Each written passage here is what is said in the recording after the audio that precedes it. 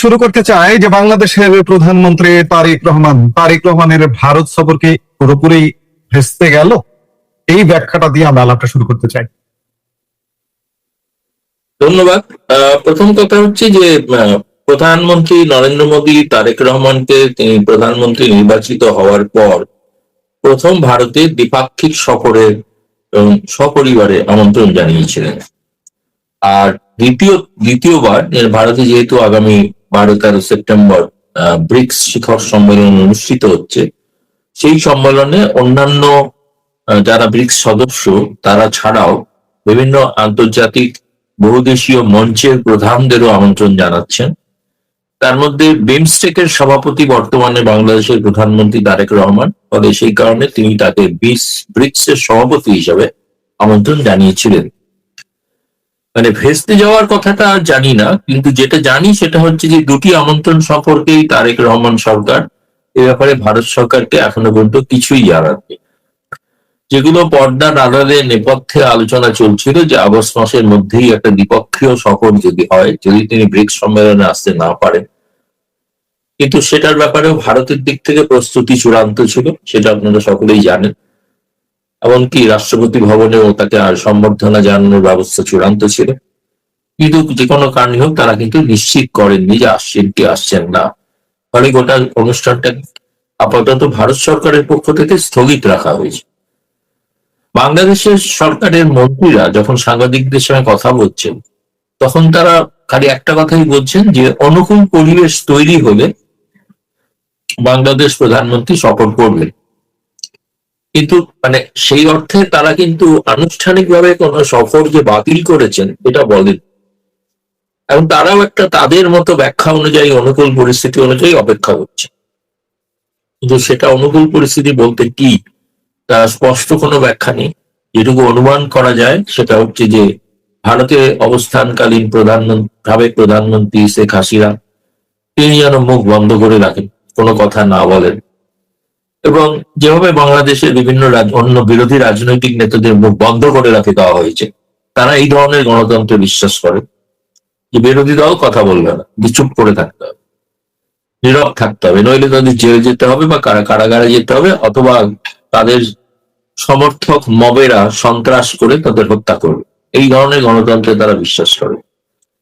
আর bricks সম্মেলন সম্পর্কে তো তারা কোনো মন্তব্য করেনি। তারা কেউ কেউ তাদের অনুগামী কিছু দাবেদার তারা বলতে চেয়েছেন যে এটা তো আসলে ব্রিক্স এর বিমস্টেকের সভাপতিকে আমন্ত্রণ জানানো হয়েছে, প্রধানমন্ত্রীকে আমন্ত্রণ জানানো হয়নি। এটা অপব্যাখ্যা হচ্ছে। এখন সিদ্ধান্তটা নির্ভর করছে কিন্তু বাংলাদেশের উপর। এছাড়া যদি আপনি বাদবাকি যে সম্পর্ক বা আলোচনা দেখেন, ভারত থেকে যা যা সহায়তা পাওয়ার বাংলাদেশে সবই যাচ্ছে। ভারতে উভয় দেশের মধ্যে বাণিজ্যের পরিমাণই $13 বিলিয়ন পৌঁছেছে।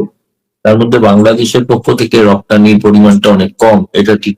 তো এখন সমস্যাটা হচ্ছে যে তার সত্ত্বেও আমি তো দেখলাম যে ভারতের হাই কমিশনার দীনেশ ত্রিবেদী বাংলাদেশের বাণিজ্য মন্ত্রীর সঙ্গে আলোচনা করছেন এবং কিভাবে দু দেশের মধ্যে বাণিজ্য প্রসার ঘটানো যায় সে বিষয়েও কথা চলছে। কিন্তু সেই সমস্তটাই হওয়া সম্ভব যদি প্রধানমন্ত্রী তারেক রহমান ভারতে এসে ভারতের প্রধানমন্ত্রীর সঙ্গে বৈঠক করতেন। সেটা যেহেতু হচ্ছে না, এখন গোটা ব্যাপারটাই না আলোচনার স্তরে রয়ে গেছে, এবং একটা উভয় পক্ষ থেকে একটা আকাঙ্ক্ষা এই পর্যায়ে সীমিত রয়েছে। কিন্তু সেটাকে বাস্তবায়িত করতে গেলে সরকারি পর্যায়ে একটা সিদ্ধান্ত হওয়া দরকার, কিন্তু সেই সিদ্ধান্তটা তো হতে পারছে না, কারণ দুই প্রধানমন্ত্রী যতক্ষণ না মিলিত হচ্ছে, দুই দেশের হাই কমিশনার বা মন্ত্রীরা মিলিত হয়ে তো চূড়ান্ত সিদ্ধান্ত নিতে পারেন না। সিদ্ধান্ত নিতে গেলে নিতে হবে সর্বোচ্চ পর্যায়ে। এইরকম একটা অবস্থায় ভারত সম্পর্ক মানে কার্যত আপনি বলতে পারেন যে একটা ঝুলন্ত অবস্থায় রয়ে গিয়েছে, তার কোনো অগ্রগতি কিছু লক্ষ্য করা যাচ্ছে। আপনি বলছিলেন ভারতীয় হাই কমিশনার দীনেশ ত্রিবেদীর কথা। গতকাল তিনি বাংলাদেশের বাণিজ্য মন্ত্রীর সাথে সাক্ষাৎ করেছেন এবং তিনি বলেছেন, আসুন আমরা ব্যবসায়িক সম্পর্ক এগিয়ে নিয়ে যাই, রাজনীতি তার নিজের পথে চলবে।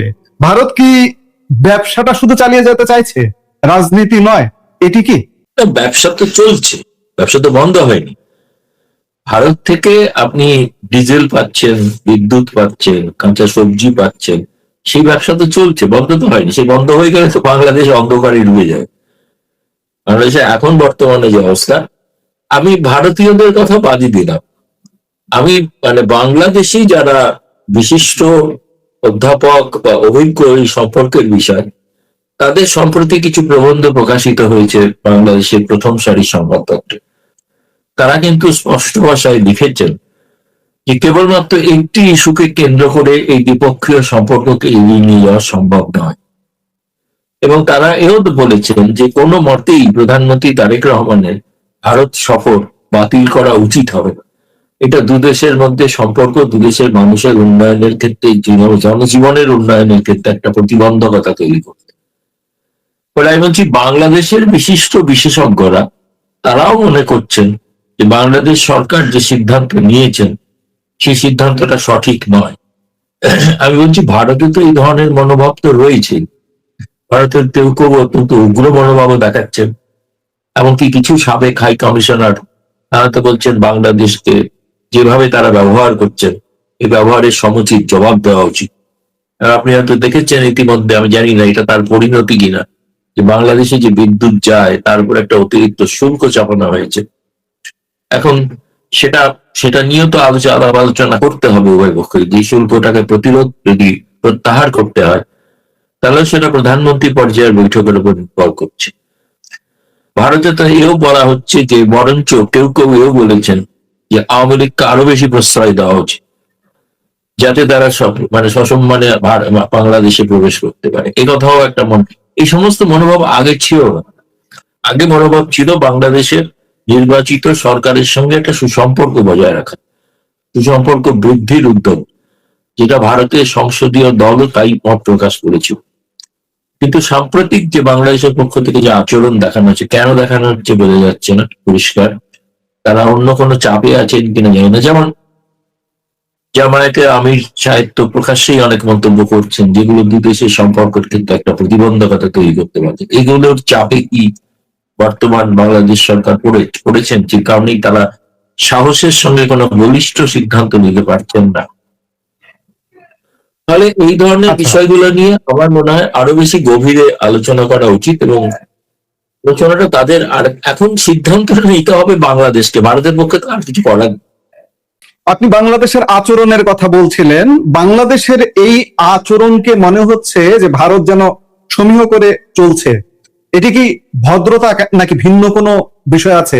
ভিন্ন কোনো বাংলাদেশের ভিন্ন কোনো ব্লকে অন্তর্ভুক্ত হওয়ার কোনো ব্যাপার আছে কি, থ্রেট আছে কি? যেমন সাম্প্রতিক সময়ে উদ্ভব হয়েছে মক্কা জোট, সৌদি নেতৃত্বাধীন মক্কা জোটে যুক্ত হওয়া, এমন কোন থ্রেড বা ভয় বা ভীতি কি আছে? ভারত কেন সমীহ করে চলছে? ভারত তো একটা পরাশক্তি বলা যায়, আঞ্চলিক পরাশক্তি। বাংলাদেশের এই আচরণকে তো এইভাবে সমীহ করার কথা না, কেন করছে?